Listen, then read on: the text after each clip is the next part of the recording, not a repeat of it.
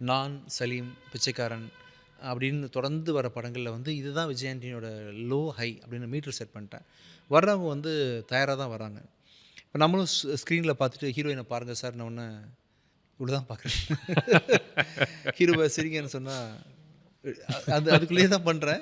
அது correct sir, okay sir, தம்பி ஓகேவான்னு கேட்குறேன். முதல்ல நான் வந்து தயங்கி தயங்கி பண்ணுவேன்.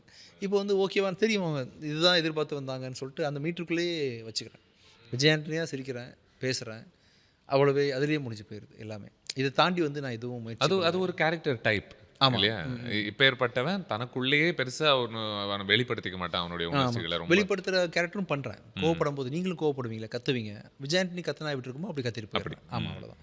இதை தாண்டி நம்ம எதுவுமே யோசிக்கிறது இல்லை. ஸ்கிரிப்ட் மட்டும் நல்லா இருக்க மாதிரி பார்த்துக்கிறேன். இதில் ஐ திங்க் நம்ம அருண் பிரபுன்னு பேசும்போது அருவியில் ஒரு அழகான ஒரு வரி வரும். நான் என்ன ரொம்ப உலுக்குன ஒரு வரி. கடைசி வரைக்கும் எனக்கு சரியா வாழலையோன்னு பயமா இருக்கு அப்படின்ற ஒரு வார்த்தையை ஒன்று சொல்லுவாங்க, ஒரு வரி. ஆனால் நான் நிறைய வாழ்ந்துட்டேங்க. அப்படி கேட்டிங்கன்னு வச்சுக்கோங்களேன், நான் பார்க்காத விஷயமே இல்லை எல்லாம்.